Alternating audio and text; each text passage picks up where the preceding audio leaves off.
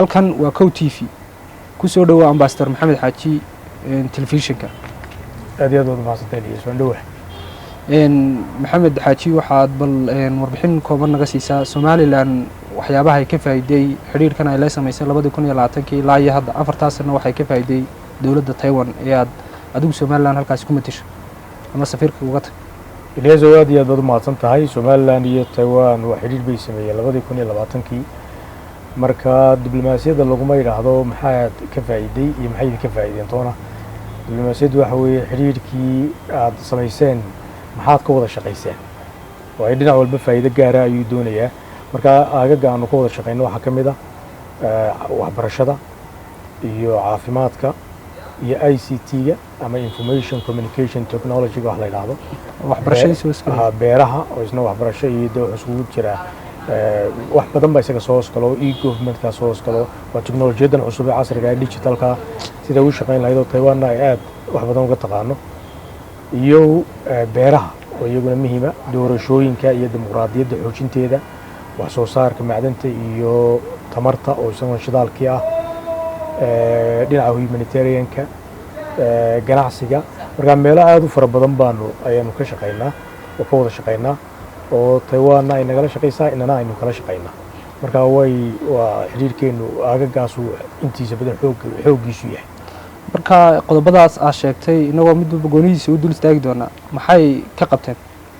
ama aad ka wada qabateen tusaale ahaan oo kale haddaynu soo qaadno waxbarashada oo kale waxbarashada waxay naga caawiyaan 3 aag oo laba ay yihiin tababarada iyo waxa la yiraahdo intensive courses laba saas weeyi waxaana la siiyaa dawladaha waxa la siiyaa hay'adka dawladda la siiyaa wasaaradaha waxbarashada caafimaadka mineralska ICT-ga wasaaradahaas shaqaalahooda la qaadaa Taiwan baa la geeyaa wasaarada badan tababarada la soo siiyaa sida wasaaradaha u shaqeeyaan bay soo arkaan sida shaqada dawladda loo qabtaa la soo baraa wacyigoodii aqoontooda kor loo soo qaadaa marka intensive courses noocaas la siiyaa qaybna waa qayb professionalska ah dhaqaatiirta ayaa la qaadayaa aqoon weyn baa la soo barayaa farsamooyin cusub baa la soo barayaa qalabka muxuu ahaa lagu shaqeeyaa sida uu shaqeeyo xanuunada sida loo baaro cusbitaallo waaweyn baa la geeyaa marka shaqo badan baa iyagana ay arkaan oo ka baxsantan meel ka culus ka dad badan ka bukaan badan caafimaadku ka casrisan yahay iyo nidaamka maamulka cusbitaallada iyo goobaha caafimaadku say u shaqeeyaan ay tababar ku soo qaataan marka dhaqaatiir badan baa iyagana la qaadaa dhaqaatiirun maaha waxaa la qaadaa tusaalahaan oo kale macdanta oo kale iyo tamarta sida shidaalka loo sameeyo sida macdanta loo eego wasaaradda oo kale laga qaadaa ICT-ga saas oo kale looga qaadaa beeraha saas oo kale looga qaadaa beeralayda la qaadaa soo tababaraa la eegaa la tusaasay beeraha u shaqeeyaan casriga ah way beeruhu laba nidaam hore oo hadda ku shaqeyno waa nidaamkii horticulturalka ahaa hadda waxa la siiyaa nidaamka casriga ee cusub ee beeraha si mashiinku uga shaqeeyo si technology-gu u shaqeeyo sidoo AI-gan laftiisu oo beeraha uga shaqeeyo ayaa la soo baraa qalab baa la soo siiyaa seed baa la soo siiyaa ciidda bacriminteedii baa lagala shaqeeyaa drop irrigationska iyo biyaha si loo helayaa lagala shaqeeyaa marka waxbarasho waa labada aag intensive courseska iyo trainingkiisa ugu jirta midna waa scholarships oo ardayda jaamacadaha ka baxday intaan scholarship u gudbin Maxmed waxbarashada dawladda iyo intensive-ka aad ku sheegtay idinka ka waramaysay imse qof baa ka faa'iideystay reer Somaliland aad bay u farbadan yihiin waa boqolaal kuwaas markii waxa la qaadayaa 230 imse difaacadeed baa la qaaday intii in badan baa waxa la qaaday sanadkii 4-5 jeer baa la qaadaa oo minimisa marka way isku jiraan tira cayiman maaha oo go'an maaha marbay noqotaa 16 marbay noqotaa 12 marbay noqotaa 20 iyo something marba waxbay noqonaysaa waa intii diyaara iyo mashruuca intuu mashruucu qaabili karo way mashruuc walba lacag buu ku shaqeeyaa gaara intuu qaabilayo xilligu qaabilayo inta la tababarayo facilitieska loo hayo Taiwan u yaala way qof walba la train gareynayo wax loo train gareynayaa ama wax loo barayaa si ku haboon oo ugu saxsan marka tiraduna qayb bay ka qaadanaysaa marka ugu yar yihiin oo kale wax 8 qof baa la qaadaa markay ugu badan yihiin la 230 qof baa la qaadaa marka qaar 40 bay gaari karaan markay isu gaadhaan laba kooxood isu gaadhaan marka waa ugu muhiimsan tababarada ugu muhiimsan exposure-ka ah xoog badan aqoonta saxda laga soo helo tababarka saxda laga soo helo way 3 bilood 6 bilood sanad intaba way socdaan waay dhinaca kalena scholarshipsku iyaguna dee 5 sano 4 sano 3 sano 2 sano intaba socda oo masters degree iyo PhD-ga labadaas ugu jira ayaa iyaguna laga qaadaa jaamacadaha oo dadka GPA-googu aad u sareeyo ee codsaday jaamacaddu soo aqbasho ee scholarshipka ku guuleysta ayaa qaato markaa 3 hay'adood waaweyn baa qaato wasaaradda waxbarashada wasaaradda arrimaha dibadda iyo hay'adda developmentka u qaabsano ICDF la yiraahdo ayaa dadka qaata marka tirada ugu badan ee ardayda ee inaga joogta waa masters degree iyo PhD ilaa 150 hadda gaaraya 70 ayaa soo noqday wax soo bartay inta kale wax soo baratay sida intensiveka iyo trainingka wax ku soo barateena aad buu marka aagaas oo kale si weyn ayaynu wala shaqeeyeen wax inoo qabteen dhinaca kale caafimaadka waxbarashada ilaa iyo markaa sanadkii imse qof ay qaadaan 4 sano caadiyan 4 sano dhowr iyo 30 baa la qaadaa sanad walba ayaa la qaadaa oo ina ay tahay PhD ina ay tahay master's degree jaamacadaha ugu wanaagsan ee Taiwan ay leedahay ay tagaan arday si fiican wax soo baratay oo la mid ah la standard ah dadka Europe wax ku soo barta ama North America wax ku soo barta weeyaan way aqoontoodu levelkii bay gaadhay waa dunidii koobaad jaamacada aad wanaagsan bay leeyihiin world ranking universities-ka adduunyada ku jira marka ardaygii ma aha arday meel dhow wax ka soo baranaya ama dal inala mid oo awoodiisu aan waxbayna dheereen ka soo baranaya ma aha waa arday ka soo baranaya jaamacada standardku aad u sareeyo kuwa adduunka la tartamaya marka dad tayo aad u ballaaran leh oo ayaa inooga soo bixi doonaa sanooyinka soo socda waana wax soconayo oo aan joogsanin weeye 70-yadan soo noqday maxay soo barteen qaarkood ma bay soo noqon markay soo dhameeyeen shaqooyin bay ka bilaabeen Taiwan oo qaarkood waxay ka shaqeeyaan kambaniyada waaweyn ee Taiwan buu shaqeeyaan qaarkood way soo laabteen qaarkood waxbarasho kale ay sii bilaabeen oo jaamacadii sii joogaan halkan kuwa joogaana wasaaradaha iyo hay'adaha iyo waxaas ka shaqeeyaan marka horena waxay ahayn dad shaqeeya oo ma aha waxay Taiwan qaadanaysaa degree-ga koobaad ma aha bachelor's degree-ga la yiraahdo oo master's degree iyo PhD inta badanna master's degree iyo PhD dad inta badan shaqo haya ayaa badanka sameeya jaamacadaha ku sameeya marka badankoodu shaqooyinkoodii hore ay ku soo noqdaan kuwa kalena skill kale iyo shaqo kale raadin ama waxbarasho bay sii wataan ama shaqooyin bay halka ka helaan oo iskaga shaqaystaan shaqooyin fiican oo marka lacag badanna lagu siinayo dadkaasi wax soo bartay dalka ku soo noqday ama kuwan beeraha iyo caafimaadka iyo loo soo tababaray maxay ku soo kordhiyeen dalka maadaama juhdiga aad sheegtay in la geliyo horta waxaan la yiraahdo human resource development wax maaha quick fix maaha arday baa waxa soo baraya muddo maqnaanaya uu soo noqonaya in uu soo celiyo wixii uu bartay wax ka badan soo celiyo inta badan muddo ay qaadanaysaa Taiwan ardaydii ugu horeeyay 2021 baa la qaaday waa 3 sano kii cidii ugu horeysay soo qalin jabisay waa sanad ka hor bay soo qalin jabiyeen marka si weyn loo arki maayo awoodooda isbedel loo arki maayo dalka inta leegay 60 milyan iyo 200 qof ku nool yihiin degdeg waxba uga bedeli kari maayaan laakiin durban naftoodii bay dabareen reerahoodii bay dabareen meelaha ay ka shaqeynayeen bay cilmi cusub iyo fikir cusub iyo waayarinimo cusub ay soo barteen waxbarashada waxa dheer in wadan aad u horumaray oo ay soo arkeen institutionskii soo shaqeeyaan marka ay deeganayaan institutionskii hadday jaamacad wax ka dhigi jireen jaamacad bay ku noqonayaan sidii si aan ahayn oo aad uga fiican bay wax uga dhigayaan sidii standardka uu waafaqsanayd bay uga dhigayaan caalamiga ah hadday shaqo yimaadaan sidii uga dhig marka waa wax soo bixi doona 5 sano 10 sano aynu aad u dareemi doono in investmentka bilaadanka lagu sameeyana markaaba maaha quick fix oo wax markiiba soo baxee waa in muddo la sugo u baahan weeyo laakiin faa'iidadiisu aad u ballaaran tahay marka uu soo baxo waxaan sugaynaa insha Allah dhalinyaradaas wax baranaysa markay halkaasi joogaan ma la jaan qaadantay dadka sidee ula jaan qaadayaan jaamacadahaasi ku jira maadaama waxbarasho tayo leh waxyaabahaasi ay helayeen wallaahi waa su'aal aad u wanaagsan Ilyaasow dhaqanku waa ka duwan yahay cuntadu way ka duwan tahay environmentku waa ka duwan yahay waanay fog tahay meesha oo ardaygu markuu tigirkii baa laga bixiyaa meeshuu seexanaya baa laga bixiyaa wuxuu cunaya baa la siiyaa tuition feeskiisi baa laga bixiyaa marka living costeski tuition feeskii transportationkii wax oo dhan baa laga bixinaya dhinaca waa ka nafiso waa si weyn baa loo kafaalo qaaday laakiin markii haddana kale dee waa afkii waa kaga duwan yahay inta badan dadku waxay ku hadlayaan mandarin bay ku hadlayaan dhaqan gaara ayaa jira dabeecado gaaraa jira cuntooyin gaaraa jira marka way adkaataa inta hore inay adaptation la sameeyaan oo la qabsadaan laakiin markay la qabsadaan waxay ogaanayaan in sidii bad kalluun ku jira oo kale markuu bannaanka u soo baxo inta badan kalluunku wuxuu biyaha waxa ku jira u arkaya markuu bannaanka u soo baxo adduunyo kale inay jirto oo tan ka duwan ayaa markaa maskaxdii baa ballaaranaysa waay aragnimadii baa kordhaysa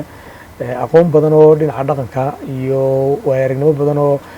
wadamadu siday u kala duwan yihiin ummaduhu siday u kala gedsan yihiin iyo shaqooyin kasta loo kala qabtay kala duwan ayay soo baranayaan oo faa'iido weyn bay u tahay runtii inta hore struggle ha galaan oo hayra dhibaata ku yara timaado dhinaca weliba gaar ahaan cuntada laakiin marka dambe aad bay ula qabsadaan oo iyaga cid walba si marka dambe waxay noqdaan dad la mida dadka degan waddanka degan bay ayay noqdaan waana wax aanu in badan soo aragnay marka safaarad ahaan xafiis ahaan waxaanu u samaynaa counseling baan u samaynaa dhaqankaan u sii akrinaa ardaydii kasii horreysay bay aad u caawiso guddi bay leeyihiin si fiican bay wada shaqeeyeen markii hore labadii dufcadood hore waqti bay nagu yara qaadatay laakiin markii dambe waxay samaysteen jaaliyaddu waxay samaysteen guddi ay samaysteen guddidaasaa caawisa wixii wala ay doonayaan ka caawisa dhaqankii ka caawisa aad annaga shaqadii nooga furatay oo iminka iyagaa isku filan boqolkiiba boqol isku filan wixii dheeraadee soo baxa ayaan anagu la tacaalaa laakiin aad bay isugu filayin waqtiga maxamedow dadkaasi aad waxbarashada u diraysaan ee masterkii b h d-ga maxaad ku xulataan safaaradda taiwan iyo somalilan ku taalla dalkaasi xulashada jaamacadaha sida loo sameeyaa waa si standard oo waafaqsan kan caalamiga caadiga iminka dowladahayna siiyo oo kale abaars oo iminka iskuulkeenaas oo kale maraykanku iyo jarmalka iyo u k oo kale way qaataan ardayda javening oo kale waa scholarship sidaas la mid ah ayaa ardayda loo xulaa ardaygu marka hore online uu ku codsanayaa jaamacadda uu doonayo jaamacado badan buu codsanayaa GPA-giisuu xaraynayaa interview buu gelayaa jaamacaddaasuu la xaalayaa marka hore markay jaamacadihiisu admission siiyaanee ama conditional offer ha la siiyo ama unconditional offer ha la siiyo ardaygii condition offerkii weliba unconditional offer shuruudii buuxiyo jaamacadda ogolaato ayaa waxaa dhaca markaa inuu haddana codsado scholarshipkaba oo isagu ka gaara waa in lacagtii laga bixinayo oo dowladda Taiwan ka codsado tiina taas uu maraa marka waxay eegaan jaamacadda uu codsaday uu helay sida loo aqbalay GPA-giisa sidoo Ingiriisiga ugu hadlayo sidoo aragtida uu abuuri karo inuu yahay qof committed oo doonaya inuu waxbarashada soo gaadho si psychological interview ayay ka qaadaan safaaradda ka qaada annagoo shaqada kaliya noo taalla waxa weeye inaan dowladda Taiwan weydiino sanad walba nidhaahno waxaa noo kordhiya ardayda noo siiya fieldska noo badiya jaamacadda subjectska noocaasa noo badiya intaas annaga mas-uuliyadaydu tahay inta kale waxay ka dhaxaysaa ardayga iyo jaamacadda iyo ardayga iyo cidda scholarshipka bixinayso waa dowladda Taiwan oo institutions madax bannaan oo safaaradda halka joogtana ka madax bannaan oo institutions Taiwan jooga ah ayay xiriiraan oo dabeetana halkan interview baa laga qaadaa safaaradda iyo hay'adda muxuu ahaa commissionka waxbarashada sare tacliinta sare ayaa si wada jira uga qaada marka labadaasoo soo saara annagu marka roolkaygu keliya waxa weeye inaan dowladda Taiwan hadba weydiino scholarship inayna siiyaan inay training bixiyaan shaqaalaha dowladda siiyaan inay intensive courses bixiyaan inay aagaga naga caawiyaan inay vocational training ka naga caawiyaan aagaasaan anagu weydiinaa si fiican oo qurux badan oo dhacda waxaan ku garanaysaa ardayda 99% dhibic waa arday guulaysatay weeye kuwa gudaha joogana way guulaysteen way jibooga ugu sarreeyaa aqoontooda aad buu sarreysaa dad competent ah oo aad wax u bartay oo xoog isku wada ayaana helay scholarshipka inta badan halkaas maxaa ka jira markaa in la idhaahdo marka qaar safaaradda iyo waxbaa xulshay wasaaradda iyo dad baa dad keena arrintaasi ayaa iyadana tuhun ka jira maxaa ka jira islaam horta Ilyaaso dadkeenu inta badan dhibka jira waxa weeyaan waa oral society haddaad adigu kelmad tiraahdo maanta lama odhanayo kelmaddan halkuu ka keenay sidee buu ku ogaaday bal si gaaro madax bannaan oo independent ah u baadha oo soo hela lama odhanayo haddaad kelmad tiraahdo kelmaddaasaa la iska odhanaya dad badanna way kula qaadanayaan marka oral society waynu dhib uma aragno dhaqanka dadka iyagaan maqaanaa iyo sida u fikiraan psychoanalysiska ogaanu garanaynaa oo waa dad oral society inta badan ku dhisan marka waa laga yaabaa inaad maqasho dad leh jaamacaddu annagu lug kuma lihin halkan safaaradda halkanna lug badan kuma leh sababtaygu waa inaanu u soo helno dadka somalilan ee masaakiinta ah ee waxbarashadu ku adag tahay ee aan iska bixin karayn waxbarasho heer sare oo caalami ah oo waddankuna mustaqbalka ka faa'iido iyaguna ay ka faa'iidaystaan annaga mas-uuliyadana saaran waa taa ardayga mas-uuliyadda saaran waxa inuu dadaalo inuu helo scholarship markaa mas-uuliyaddu waa taa weeye cid la xulo iyo cid wax lagu sameeya toona ma jirto qof aanu ka garanaynona ma jiro halkaa dadka joogo aanu ka naqaana ma jiro waa dad dhalinyara oo xoog u dadaalaya runtii oo aad u mudan in la bogaadiyo mana aha dhalinyarada qaar in lagu yidhaahdo isagoo soo dadaalay oo indhuhu soo caddaadeen oo aad wax u soo akhriyey oo dadaal fara badan soo bixiyey in la yidhaahdo scholarshipka cid baa siisay oo kale haddaad iyagii dhibaato ku tahay psychologically marka meeshaas dawlad baa qaadata dawladdu dan bay leedahay dawladda Taiwan waxay doonaysaa in magaceedii uu sitaa waxbay soo bartay soo maaha qofku wax soo bartay ma dhici karto inay ciyaar noqdo ma dhici karto adduunyada kula tartamaysaa sida ugu adag bay u marinaysaa ardayga ugu wanaagsan bay qaadanaysaa ka ugu wanaagsan bay soo saaraysaa waxay Soomaaliland gacanta ku haynaysaa maaha waa dawladdan magaceedii wax wata oo imagekeygii iyo quruxdeedii iyo wanaageedii adduunyada inay kaga iibiso lacagta intaa leeg ay ku bixiso $2 milyan bay ku bixisaa sanadkii scholarshipkeeda iyo waxbarashadeeda ciyaar maaha marka $2 milyan inay u bixiso si dhaylo u bixiso waxay u bixisaa waa taxpayers money lacagta cashuurta dadka laga qaado dal dimuqraadi ah ingiriisku waa la mid maraykanku waa la mid saasay scholarshipka lagu siiyaa marka scholarshipkaas waa scholarship aad looga faa'iido runtii oo dadkii saxda ku ah ka faa'iiday way dadkan tagaya ama goorma la soo dhajiyaa qofka rabay inuu la socdo scholarshipka ka faa'iideystay dhalinyarta Hargeysa jooga ama master thesis ka bixin kar waay goormu la socon karaa sidoo xareysan karaa waa la soo dhajiyaa anana waa soo dhajinaa scholarshipska way furmeen hal la codsado jaamacadii way furan yihiin January ayaa la bilaabaa scholarships la furaa bisha koobaad ee sanadka ilaa iyo dabayaaqada bisha saddexaad ee sanadka uu socdo 4 bilood ku dhawaad ayay u furayeen in la codsado la kala saaro September markay gaadho ama dabayaaqada Augustna sanadka waa la qaadayo waxa la geeyay halka marka waa noom imika la fahmayo ardaydu ay aad u garanayaan waa academic yearka academic-kuna waa cadaan oo xilliga jaamacadda la furo iyo xilliga jaamacadda u xirmaan labada waa la isla yaqaan qofka Somalilanderka dhalinyarta ee maanta u baahan in scholarshipkaas uu xareystay isagoo lacag haysan maxaa looga baahan yahay waxa looga baahan yahay in uu jaamacad ka soo baxay waxa looga baahan yahay inuu GPA-giisu sareeyo waxa looga baahan yahay luqadda Englishka inuu fluent ku yahay oo si fiican u garanayo waayo Englishku wax ku baran doonaa waxa looga baahan yahay inuu committed yahay oo waxbarashada aanu khasaarinayn oo waxbarashada iyo meesha uu tagay fog oo ay ka go'an tahay in wax barto inahaas la tijaabinaya ka lagu qanco markaa ay ku qancaan jaamacaddu ku qancdo cidda qaadanaysa scholarshipka bixinaysa haday wasaaradda arrimaha dibadda tahay ta waxbarashada hadday tahay iyo ICDF hadday tahay bay marka ku qancaan interview ka qaadaan bay dibadana sidaa ku siiya dhinaca caafimaadka maxaad nooga sheegi kartaa oo dawladdaasi ama intaad shaqaynayseen Taiwan ay Somaliland ugu deeqday caafimaadka waa meelaha ugu waaweyn ee Ilyaaso ay dawladda Taiwan waxa waaweyn ama mashaariicda waaweyn ay ku bixisay ama lacagta ugu badan halkay gelisay mid kamid ah lacagaha ugu badan uguma badna mid kamid ah lacagaha ugu badan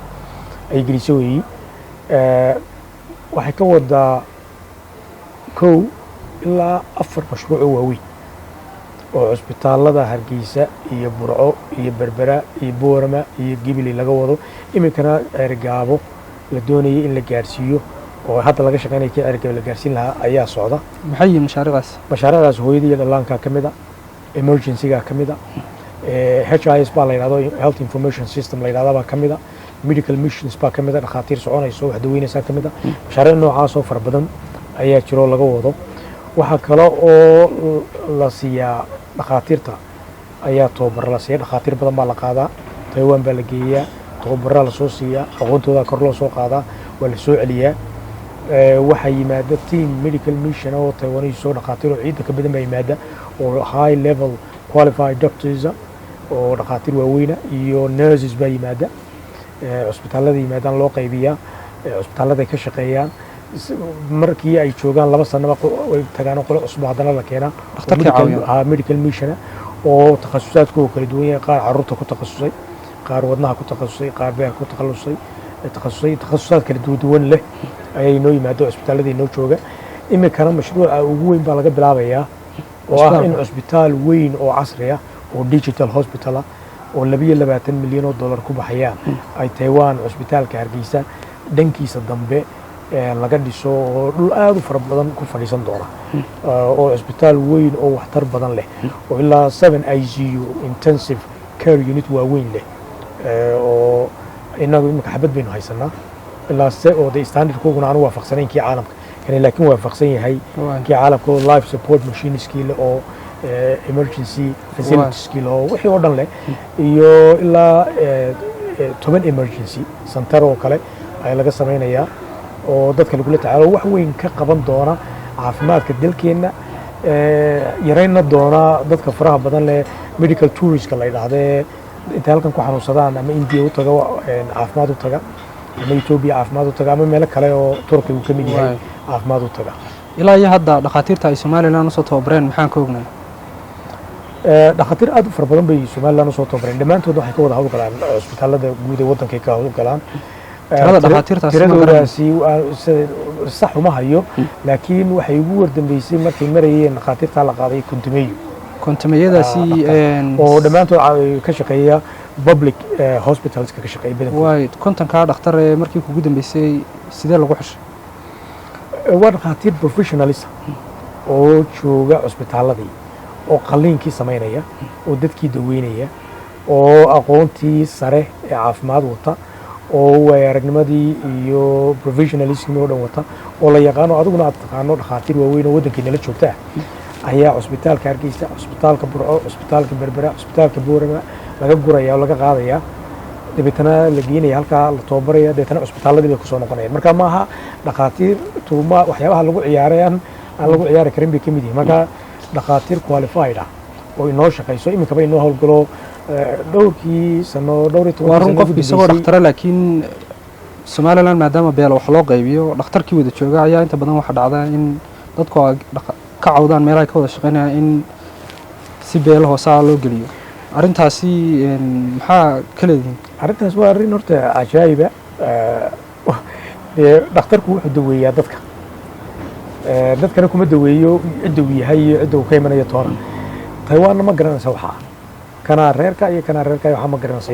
waxay garanaysaa dad wax bartay oo dhakhaatiira oo qualified oo professional oo khibrad iyo waayo-aragnimo dheer leh oo cisbitaalada ka shaqeynayay oo jooga heerkii aqoontooda casriga ah ee adduunku hadda ku shaqeeyo in la gaarsiiyo u baahan ayay qaadaysaa waxbarasho sare soo siinaysaa tababar dheeraada soo siinaysaa soo celinaysaa si ay dadkooda iyo dalkooda ugu adeegaan cisbitaalada Hargeysa ku yaala iyo kuwa Burco ku yaala ma waxa gala dad gaar ah oo la garanayo ma galaan bukaano deegaano kala duwan iyo meelo kala duwan ka yimid baa gelaya taasina waxay noqonaysaa caafimaadku u malayn maayo Ilyas inuu halka inaga gaadhay meelaha kale waxba lagu sheegay laakiin de bukaanku isagoo qof reer ma aha oo deegaan ma aha dhakhtarkuna waxa weeyaan waa dadka ugu badan akhlaaqiyadka saxda la baraba inuu cid walba daweeyo wuxuu daweyn karaa markuu dagaal socdo hadowga dhinaca kale laga soo qabtay la dagaalamay marka loo keeno dhakhtarku waa ninka loogu talagalay inuu daweeyo marka taas waxba kuma jiraan maxay bedeleen dhakhaatiirtaasi laydii ku soo tababaray dibadda wax badan bay bedeleen runtii gradually waxbay bedelayaan waxay maanta way tababaran yihiin adeegii ay bixin jireen adeeg ka fiican bay bixinayaan laakiin tiradaynu u baahannahay dhakhaatiirtii innaga waxa laga yaabaa hal kunkii qof meel wada jooga inuu hal dhakhtar ku soo beegmo laga yaabaa ama 2,000 ama 3,000 meel wada jooga inuu hal dhakhtar ku soo beegmo laga yaabaa marka dhakhaatiir inagu filan ma haysano facilities caafimaad inagu filanna ma haysano dadkeenana xanuunadu imika aad bay ugu soo bateen marka wax weyn oo la taaban karo aan ku oran karo waxaasay degdeg u bedeleen ma jirto laakiin inuu wax bedelayaan shaki kuma jiro dee qof aqoon cusub iyo waayo-aragnimo cusub oo casri la yimid oo shaqeynaya wax weyn buu bedelaya laakiin wax la ogaan doono dhawaan la ogaan doono ay insha Allah noqon doonaa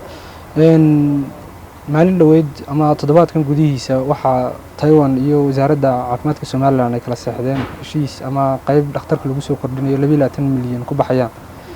bal mashruucaas sharax iyo waxaan uu yahay waxa qaybtan lagu soo kordhinayo mashruuca cusbitaalka Hargeysa laga dhisaya 22 milyan ku baxay horta marka hore dawladda Taiwan oo aanu in badan ka wada shaqeynay mashruucan inuu suuro galo aad iyo aad baan ugu mahadnaqayaa in ay naga aqbaleen mashruucii aakhirkii uu Somaliland joogo oo ay keeneen oo uu bilaabmi doono dhawaan insha Allah hadduu leedmo cusbitaal weyn oo casri ah oo digital hospital oo kan caalamka awoodiisa adeeg bixintu digital hospital maxaan ka wadnaa waxaan ka wadaa caafimaad leh qalabkii ugu dambeeyay ee casriga ah ee state of the art hospital qalliinka lagu sameeyay xanuunada oo dhan lagu daweynay nooc ay doonaanba researchka lagu sameeyay lagu heliyay cudurro fara badan imika maanta lama yaqaano xanuunka ugu badan ee dadka reer Somaliland ay u dhintaan saddexda xanuun ee ugu waaweyn ee dadka reer Somaliland laaya ee dilaaga ah waa kuwee hadii la yiraahdo waxa laga yaabaa in la garan waayo marka waa meelihii lagu hospital digital oo modern marka haysato aqoonta researchka ee sidaas ayuu banaanka keenay oo soo saaraya marka hospital qalab aad u fiican leh dhaqaatiir aad u cilmi badan joogaan agabkii iyo facilitieski iyo environmentkii oo dhan diyaar yahay oo lagu qaban karo adeeg caafimaad oo aad u heer sareeyo lamida kan caalamka lagu qaban karo ayaa la yiraahdaa digital modern hospital kaasaan ugu jeedaa marka ama dhismaha cisbitaalka Hargeysa ee guud ayaa laga dhex dhisayaa mise meel kale magaalada ka baxsan baa laga cusbitaalka Hargeysa waa cusbitaal aad u weyn waa meel ay dadka reer Somaliland soo gaari karaan waa referral hospital waa cusbitaal ay dhaqaatiir badan joogaan waa cusbitaal investment badan inaga galay marka dhul aad u ballaaran oo weyn oo ku fadhiya marka cusbitaalka intiisa dambe oo dhan baa la duminaya in badan oo intiisa dambe ah in badan oo banaan tahay inahaas laga dhisaya marka cusbitaalka casriga waxa marka cusbitaalku yahay ka Hargeysa oo wixii fudud lagu qabanayo iyo wixii culus oo ka Taiwan ay dhistay lala tagay noqonaya oo isagu casri oo wixii referral u baahan in laga sii gudbiyo halkan u baahan awal marka cusbitaalkan yiraahdo Hargeysa Group Hospital markuu yiraahdo waxaasan qofka daweeyo wixii inta ka dambaysa waxa la oran jiray dibadda u qaada markuu daweyn kari waayo halkii dibadda looga qaaday kana loo refer garanayaa referral hospital ayuu noqonayaa kana lagu daweyn doonaa insha Allah marka waa laba cusbitaal oo waaweyn oo iskaabaya oo midna yahay mid casri ah oo digital ah midna yahay kii qaabilaad hore sameynayay eegay bukaanka xanuunada ugu badan ee dadka reer Somaliland hadda hayaan ama dadku ay ka cawdaan bulshada inteeda badan waxa kamid ah kansarka nooc doonaba ahaado xanuunkan kaliyaha dadka fadhiista oo hindiya kaliya bedel u tagaan DNA-ga qofka oo aan la baarin waxyaabahan baahida maanta dalka ka jirta muxuu ka taraya wax aad u fara badan buu ka taraya xanuunka imika waruntayo Ilyas oo inagu soo batay kansarka kamid ah xanuuna kale stroke uu kamid yahay baa kamid ah diabetes ko macaanka ayaa kamid ah xanuunadaas oo dhan waa chronic kala heart attack kamid ah nistaaga kamid oo stroke qayb kamid ah isla noqon kara wala dhaqaatiirta ay taqaana habka xanuunadu ay kala yihiin iyo noocyadooda waxa soo dhan wax lagu daweyn karo qalliinada ayaa kamid oo aad u muhiim ah waxa uu jira xanuuno u baahan qalliinka kansarka xanuunada u baahan buu kamid yahay in qaybaha kamid in la qalo kale marka cusbitaalka la sameeynaya adeegyada ma qabanaya cusbitaalkan adeegyadaas oo dhan buu qabanaya waa sababtan aan ku leeyahay waa cusbitaal state of the art ah xanuunada oo jiro oo dhan in meel kale looga eersado ama loola kaco maaha waa in cusbitaalkan lagu daweeyo dhaqaatiir professionals oo dibadda ka imanayo tawaniiso medical mission oo imika cusbitaalka Hargeysa ka shaqeeya hadhowna in ka badan intay timaado lagu daweyn doono cusbitaalka lagu joogi doono adeeg ka bixin doonana way jirayaan marka qalab cusub oo weyn baa la dhigay imika 22 milyan oo dollar wuxuu ku kacayaa infrastructure-ka architect-ka hore iyo qalab aad u fara badan oo dhammaan cusbitaalka u dhan la qalabeynaya oo qalabkiisu dhammaystiran baa la dhigaya waa cusbitaalkan cusub dhisme iyo qalabkii cusbitaalka la dhigo iyo wax walo cusbitaal leeyahay u baahay oxygentii iyadoo halka dambe oo dhan lagu xirayo oo aan ahayn tii haamaha tii cusbitaalka uu sameynayay mashiinkii weynaaye oxygenta sameynayay oo kii ugu waaweynaaye marka cusbitaalka oo dhan meel walba oxygen leedahay oo aan oxygen ka go'ayna electricity engineadii iyo solar systemkii iyo wixii shidayay cusbitaalkaasoo dhan dhuumihii waaweynaa wasakda ka qaadayay environmentka ilaalinayay oo dhan cusbitaal wuxuu noqonayaa aad u heer sarreeyo noqonaya lacagta ku baxaysa waa siday u badan tahay wey dadku waxaana inoo dhisaya cusbitaalka waxaana maamulkiisa iyo dhismihiisa iyo hawshiisa oo dhan leh shirkad taiwanese ayaa samaynaysa marka taiwan baa maamulaysa shilinka ugu horeeya lacagay soo baxaa ilaa shilinka ugu dambeeya lacagta maamulkeega iyo maareynteeda iyo gacanta ku haynteedaba taiwan baa iskale cusbitaalkan lacag 22 milyan ku baxaysa dadka falanqeynaya ama doorasaya ama injineerada ama dadka waxaas u dhundalala waxay leeyihiin 22 milyan cusbitaal kale oo kan Hargeysa ka weyn ka qalabaysan adduunka la socdo dhisi lahaa lacagta inta leeg wax kala looga jeedaayo lagu sameeynaya arintaas maxaad kaga jawaabtaa horta cusbitaalkan waxa dhisaysa Taiwan ujeedada ka leedahay baan ku sheegay inagu ujeedadaynu ka leenahay waxaynu ka leenahay oo u dooninay u weydiisanay in dadkeena masaakiinta ah ee banaanka ugu baxa caafimaadka qaarkoodna aanay banaanba u bixi karin ninka lacagta isma bixi kara kaan lacagta aysan halkan uu ku dhimanayaa oo ku waxyeeloobaya inaynu dadka u keenno ayaynu muddo 3 sano anagu iyo dawladdu ka shaqeynayno xoog ka shaqeynayno cusbitaalka la helo maanta cusbitaalka uu yaala inagu faa'iidadaas aynu ku qabaynaayo danteena aynu cusbitaal casri aynu helo Taiwan maxay ka faa'iideysaa adduunka waxaan faa'iido lahayn waa sababtan ku lahaa maxaa la kala faa'iideeyay Taiwan waxay ka faa'iideysaa 21 wadan oo East Africa ku yaala oo ay ka maqan tahay oo aan xafiis ku lahayn ayaa jira Soomaaliland oo kaliya kaga leedahay inta kale kuma laha meel walba waxa qabsaday China qabsaday Taiwan waxay doonaysaa magaceega adduunyada inay la macaamisho wadamada 21 ka khayraad bay leeyihiin population 500 milyan oo qof ay leeyihiin Taiwan waa wax soo saar warshad wax soo saar waa manufacturing industry wax soo saarta waxay doonaysaa inay alaabteeda halkan laga iibiyo waxay doonaysaa resource raw materials resource yaalla inay qaadato oo wax ka samayso wadan wax soo saar warshad leh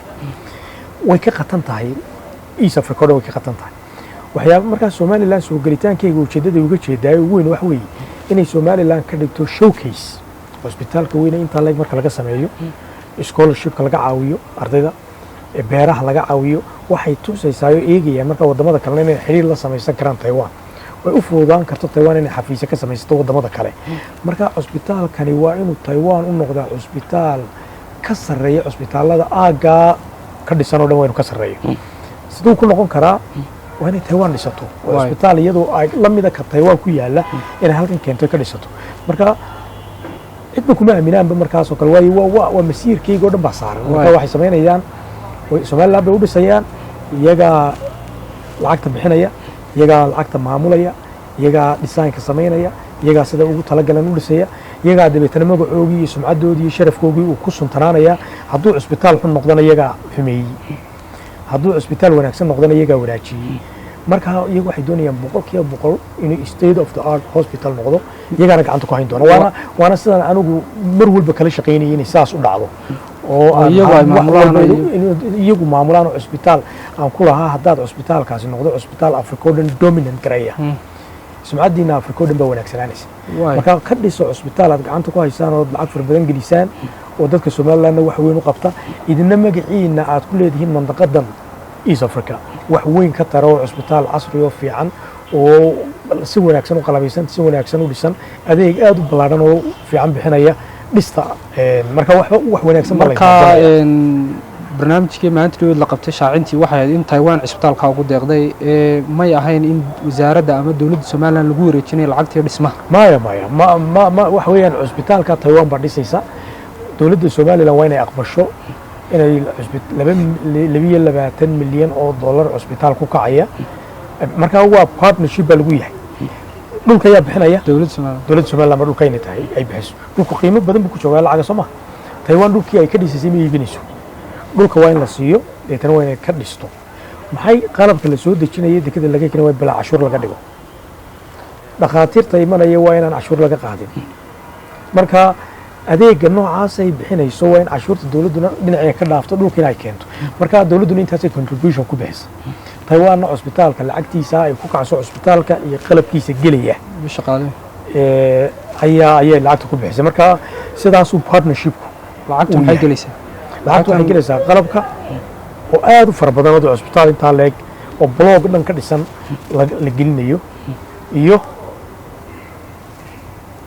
cusbitaalka laftiisa dhismihii cusbitaalka oo dee cusbitaalka sidii guriga looma dhisayo cusbitaalada sida guriga looma dhiso isku qiimo ma noqon karaan fooq la dhisay oo hotel ah fooq la dhiso apartment fooq la dhiso ganacsi ah iyo cusbitaal isku mid ma noqonayaan cusbitaalku wuxuu u baahan yahay waa environment gaara hygiene gaar u baahan yahay sanitation gaar u baahan yahay qalab gaara gala dhuumo gaara mara wasaqda qaadaya dhiigga qaadaya adeeg gaara bixinaya oxygen baa ku xidhmaysa nalkiisa la doonayaa si uu u samaysmo oo electrificationkiisa gaara temperature-ka gelaya gaara mar walba uu ka duwan yahay cusbitaalku waanu ka qaalisan yahay boqolkiiba 1000 jeer buu ka qaalisan yahay dhismaha kale caadiga la dhisayo laakiin qalabka qaaliga lacagta faraha badan waxay ku jirtaa qalabka aad u qaali gareynaya cusbitaalka oo qalab baynaan inagu haysan kuwii madaxa lagu jebinayey ee lagu qaliyey scanskii MRI-yadii CT scanskii wixii qalabadii faraha badnaa oo dhan ayaa ka mid ah qalabka la gelinayo cusbitaalka oo lacagta faraha badan koos gareynaya marka maxaa ku doorateen halkan cisbitaalka Hargeysa ee cisbitaal kale oo meel fiican ku yaalo dadku soo wada gaarayaan u sameyn weeyaan cisbitaalka Hargeysa waxaan aaminsanahay waxa inta ku jirta ay tahay dadka ama baraha bulshada lagu falanqeynaya cisbitaalkii qayb bir baa lagu daraya marka maxaa meel kale ugu dhisi weeyaan wada baraha bulshada dadka ku jira dhaqaatiir maaha waa dad uun rayigooga dhiibanayo waana qofku rayiga u dhiibanayo laakiin waxay u baahan tahay aqoonteedii bay u baahan tahay waxaa ka wada hadli kara dhaqaatiir garanaysa caafimaadku waxa uu yahay rug caafimaad waxay tahay cid garanaysa oo aqoonteedii leh ayaa ka hadli karta anigu waxaan aaminsanahay cusbitaalka Hargeysa inuu yahay goobta ugu habboon in laga dhiso cusbitaalkan xataa cusbitaalkan wuxuu marka dambe noqonayaa cusbitaal rehabilitation weyn lagu sameeyo la casriyeeyo wuxuu ku yaalaa centerkii magaalada ummadii magaalada dhan baa isugu imanaysa taariikh weyn buu leeyahay resource badan baa imika dhex yaala in la resource-ka la hagaajiyo u baahan yahay marka in cusbitaalka cusbitaal weyn lagu sii kabo oo ka sii lacag badan oo ka sii qalab badan oo adeeg ka sii ballaaran bixinaya waxay keenaysaa in cusbitaal la helo weyn oo xoog u ballaaran oo adeeg aad u ballaaran bixiya oo Somaliland oo dhan referral hospital weyn u noqda ayay keenaysaa markay qiimeeyeen waxay soo direen tawaneysku waxay soo direen markay cusbitaalka dhisayeen dad professionals oo dhaqaatiir ay soo direen waxay soo direen shirkaddii wax dhisaysay bay soo direen waxay eegeen cusbitaalka halka ugu habboon ee laga dhisi karo Somaliland dawladeedana way isla eegeen meeshii ugu wanaagsanayd oo cusbitaal noocaas laga dhisi lahaa ee la isla gartay labada dhinac isla garteen dadkii aqoonta u lahaa aniga maaha anigu aqoon caafimaad ma lihi dadkii aqoonta caafimaadka u lahaa baa isla garteen halka laga dhiso oo halka cusbitaalka laga dhiso adeeg aad u ballaaran bixin karo haddii meel kale laga dhiso uu adeegu inuu yaraanayo laakiin haddii halkan laga dhiso adeeg ballaaran oo one stop shop ah oo iswada haysta oo isku wada xidhan in laga samayn karo ay dadkaas isla garteen health professionalski halkaasaana saa looga dhisa waata dhinaca militariga Somaliland iyo Taiwan waxay kala saxdeen heshiisyo militariga Somaliland Taiwan maxay ka caawinaysaa horta dee arrimaha militarigu kolley Ilyaasow la mid maaha arrimaha kale aynu inta badan falanqayno Taiwan iyo Somaliland heshiiskooda waxa ku jira in ay amniga ka wada shaqeeyaan marka arintaasi waa arin in labada wadan ay isla ogol yihiin in security cooperation laga wada shaqeeyo dhinacyada badda coast guardka iyo military-ga iyo policing-ka u dheeda lafteeda laga wada shaqeeyo marka imika qaybtii hore wada shaqeyntaas bilaabantay oo coast guard ka mid yahay dhawaan waxaan saxiix doonaa insha Allah heshiis aad u ballaaran oo coast guard imka diyaara oo saxiix u dhiman yahay baa jira coast guard cooperation agreement ah oo wax weyn ciidankeena badda ka tari doona ma doonayo tafaasiisha inaan u diro laakiin qalab ahaan tababar ahaan communication ahaan wax weyn oo ballaaran buu ka tari doonaa imikana Taiwan waxay la joogay saraakiil dhinac walba isugu jira oo fields badan tiradooda ma jeclina sheego laakiin fields badan oo uu leeyahay amnigu leeyahay security leeyahay oo military leeyahay ayaa jooga Taiwan jooga tababar ku qaadan oo kala duwan baa jooga oo wax baranaya saraakiil baa joogta iyaguna wax baranaya marka taas aad u geli maayo laakiin shaqo aad u fiican baa noo socota halkaa dadkaas maadaama adigu ambasadorkii halkaa u joogay tahay somalilan arrimahana aad ogtahay nidaamka wax lagu soo xulanayo mar walba somalilan waxaa la dhahaa musuq maasuq baa ka jira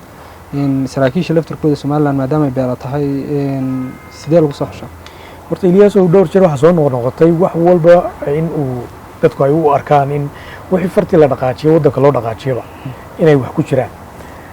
anigu ciidan ma ihi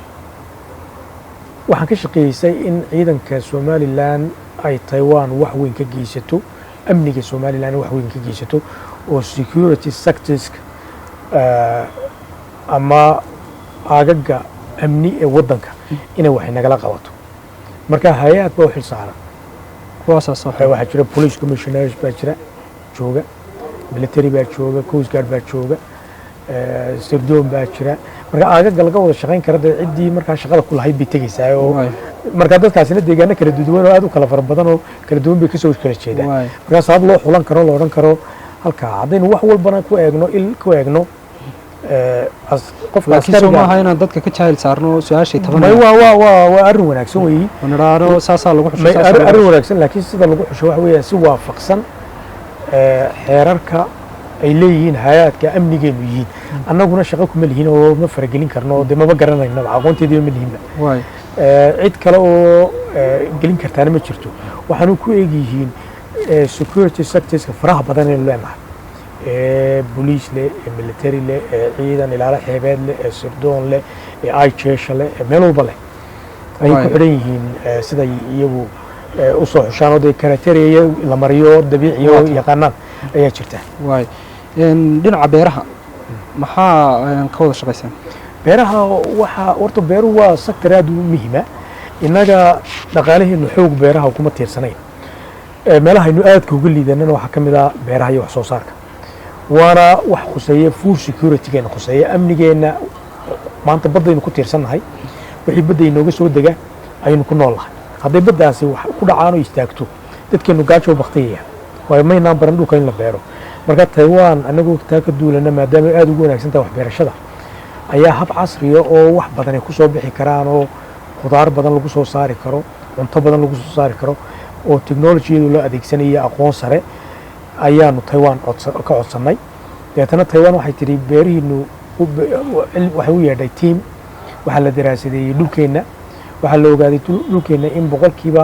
22 meelaha uu arable yahay uu la beeri karayaa biyahan aynu inta badan yaraanta ku sheegnaa wayna dhaafaane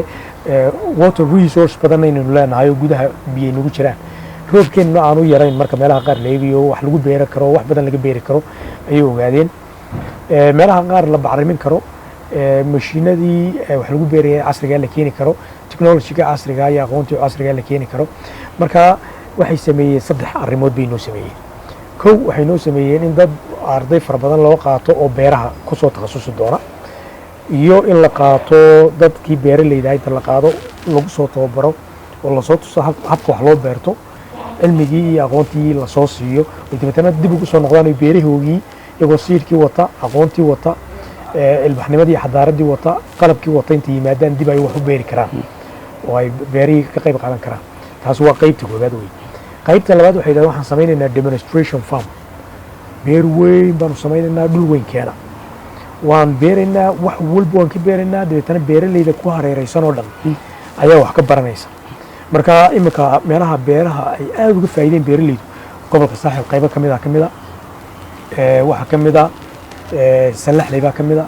waxa ka mid ah gobolkan Gabiley baa ka mid ah meelaha beeraleydu ay aad uga faa'iiday Taiwan oo meel dhaweyd wax bandhig weyn baa lagu soo bandhigo dadkii ka faa'iidaystay marka aniga qodhayd ma baan ogeyn been ilaa heerka beeraleydeenu ka faa'iiday khudaartii ay beerayso cuntadii ay beerayso waxaan hore loo beeri jiray inay beerayso cusub imika oo beerihiina ay si fiican ugu baxayaan marka ma gaarsiisna weli skiilkii aynu cunto isku filaanshiya ah self sufficient ma u dhowin xitaa laakiin barbilow weyn oo cusub bay noo tahay mashruucana waxaan rajaynayaa inaynu aad uga faa'iidaysano innaga dhibaatada ugu weyn ee haysatay mashruuca ka hor timid waxa weeye ummaddii ilaahay oo dhan baa dhulkii leh dowladdu dhulba ma leh hagaagsan marka la yidhaha beer halkaasoo biyaheygii waxaygu wadata dad baa leh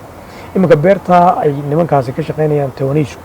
ee demonstration farmka waa beer laga kireeyey hadduu qofku u baahdo uu ka kireeyo de waxay noqonaysaa inay ka kacaan dhib bay nagu noqonaysaa khasaare weyn bay nagu noqonaysaa marka inaynu dhul fara badan u helo oo ay dowladdu dhul fara badan maamuli lahayd awooddaa lahaan lahayd ay dhulku maamusho waayo dhulkii dadkii baa wada qaatay shuruucdii lagaga soo celin lahaa iyo xooggii waad ogtoo dhibaatada dhulka inaga haysata iyo waad ogtahay oo meel walba cid baa sheegatay oo intaasaanay xidhanto xitaa buurihii baa la sheeganaya marka dhibkaas wayna haysataa laakiin mashruucaasi wax weyn buu ka taray qaybta saddexaad waxa weeye inay noo keenaan siirkii iyo fertilizerskii noo keenaan wixii lagu bacriminayey oo machinerigii qalabkii technolojiyadii wixiinay noo keenaan marka saddexdaa qaybood ayay nagala shaqeeyeen meel aad u wanaagsanna way maraysaa laakiin waynu waxaan filayaa haddaynu aad uga faa'iidaysanayno intaa in ka ballaaran inaynu ka heli karno oo ay gaar ahaan beeraleydeenu ka faa'iidaysanayso waayo mashruucan waa mashruuc cuntada amniga cuntada food security oo aad u muhiima weeye haddii laga faa'iidaynayo siirkan iyo shaqadan ay qabanayaan iyo yaa hubinayo ku daba socda maxamed waxaa ku daba socda wasaaradda waxbarasho wasaaradda beeraha ayay horta wada shaqaynta rasmigaa leeyihin wasaaradda waxaa jooga aqoon-yahano beeraha jooga hay-adaa la shaqeeyo consultant baa jooga iyagu beerihii bay ku takhasuseen dad medical mission taiwanese joogo degan halkan oo khibraddii iyo waayaragnimadii beeraha leh oo dalal fara badan oo ay xiriir la leeyihiin taiwan ay xiriir la leedahay beero badan ka soo beeray marka waxaa ku hubinaya beeraleydani certain level of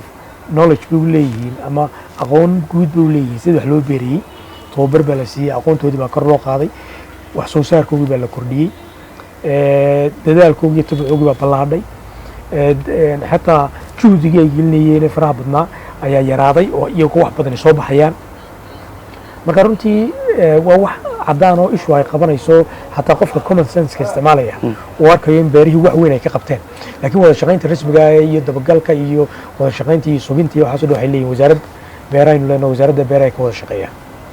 ilaa iyo mise beeraley baa ka faa'iidaystay oo la geeyey wallaahi tiradaasi aad bay u fara badan tahay waxaan qiyaasayaa inay beeraleyda ka faa'iidaysteen ay yihiin dhowr boqol laakiin ma garanayo exact inay 200 ama 300 in aba ayaa si uunuga directly and indirectly si toos iyo si dadban labadaba uga faa'iidaysatay oo beeraley ah laakiin qiyaas sax oo ku siin karaya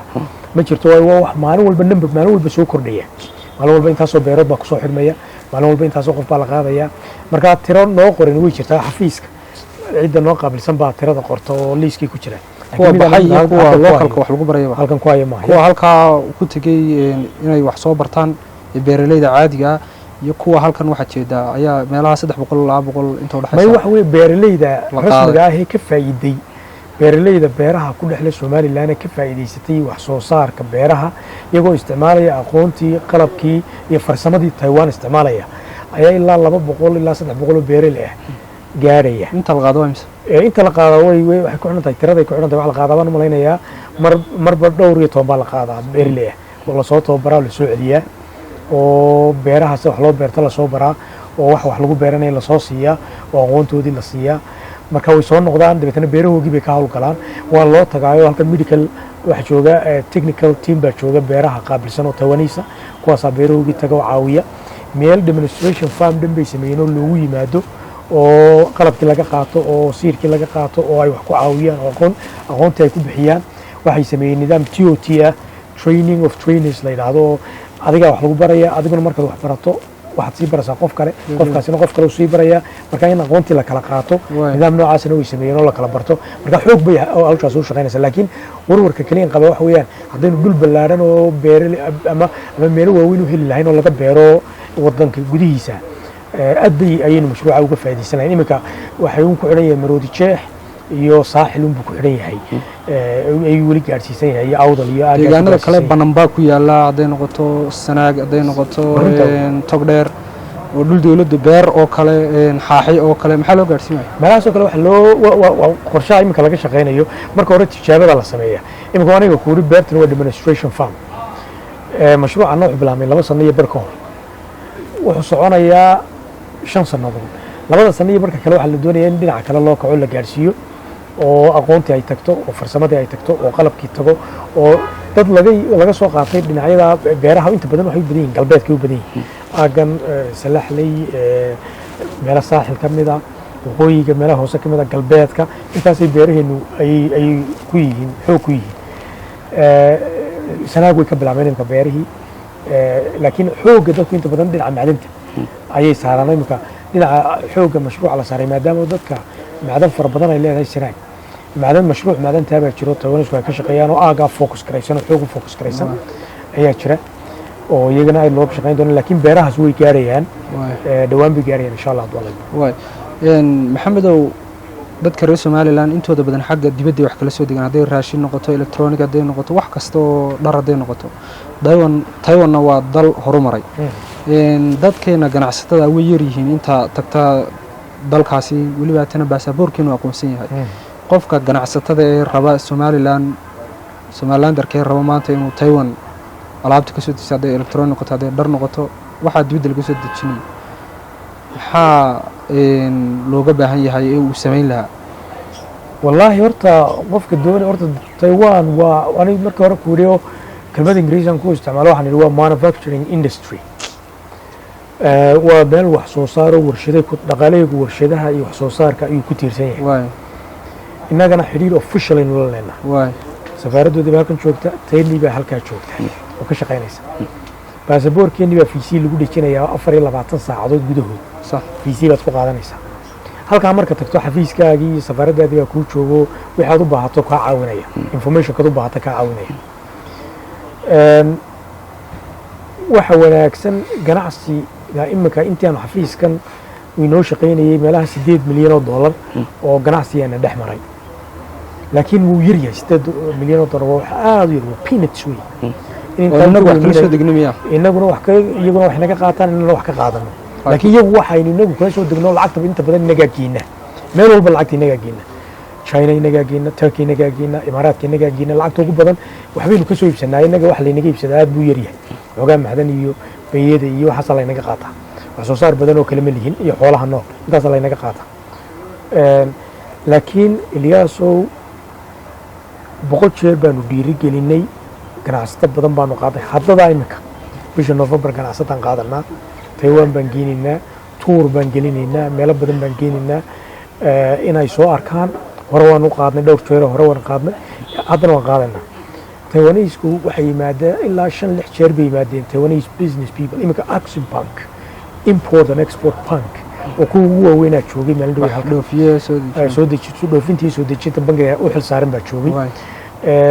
waxaa yimid 17 shirkadood oo waaweyn baa yimid exhibition weyn baanu ku samaynay Grand Hadi mid weyn oo kalena ku samaynay Ambassador Hotel Mandaway oo dhiiri gelinaysa in ganacsiga in la samayno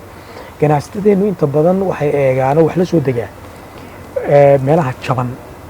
qiimahoodu waxay aad ku jaban yihiin inta badan focuskoodu yahay marka weli Taiwanna alaab tayo badan oo tayadeedu fiican tahay oo standardkii caalamka EU standard ah ay inta badan sameeyaan marka qiimuhu wax laga yaabaa inuu slightly expensive ama uu xogaa qaali yar yahay taasaa laga yaabaa inay xogaa aanay encourage garaynayn laakiin way baran doonaan imikaba qaar baa wax kala soo dega waana wax la baran doono marka la bartana tayada fiican la bartay alaabtu ay leedahay in loo guuro Taiwan baan rajaynaynaa laakiin ganacsigaas uu inoo furan yahay xidhiidh ganacsigeenu leenahay heshiis weyn oo ganacsiga wasiirka ganacsiga tagay agaasimaha guud ee ganacsiga tagay xidhiidh iyo MOU ganacsi baynu kala saxeexnay Taiwan oo ku ganacsan karno oo dhiirigelinaysa ganacsigeena in laga faa'iideystaan aad u rajaynayaa facilities ku dhan way yaalaan wali waxaanu doonaynaa inaan soo jeedino ganacsatada waayo ganacsatada markay soo jeesto kuwaana ku xidhaynaa waxna way wada yeelan doonaan oo markaas ay wax samaysmi doonaan marka taas imika shaqadeedii muddo wadnay waxoogaa nagu yara adkaatay oo dhinaceena ka yara adag laakiin way fududaan doontaa insha Allah haddii Allah idmo waanaynu gaarina inay marka dambe aakhirka noqoto in ganacsigaasi shaqeeyo inaga dalkaasi muxuu naga faa'iiday intan heshiiska ama xiriirkan wada lahayn dabcan haddaan waxbay naga faa'iidin mabuuyi nala joogeenba adduunku waa waxba la kala faa'iidayaa Somaliland waxay ku taallaa one of the most strategic areas meelaha adduunka ugu strategisan ugu fiican bay ku taallaa Afrika geedka laga soo gelayo Afrika meesha laga soo gelayo albaabka Afrika laga soo gelayo ee ay Taiwan ka gelayso ay Somaliland u tahay waayo Somaliland iyo Taiwan marka Taiwan joogto Afrika wadanka ugu dhow waa Somaliland iyada ugu xigto Somaliland baa ugu dhow xiriir bay la leedahay toosa xafiiskooda u jooga ganacsi hadii la sameeyay wala sameeyay hadii doonaysan meel kale inay gaadho meel kale engagement uga sameyn karta marka halkan waxa uu tahay presence weyn oo ka faa'iido safiirka halkan jooga wuxuu tagaa Uganda wuxuu tagaa Afrika oo dhan buu tagaa soo maraa meel badan buu mas'uul ka yahay shaqo badan baa uga socota jaaliyada aadan u joogto dhan bay ku ilaashadaan shuruucdooda ku ilaashadaan masaalix badan bay ka helaan oo u dana iyaga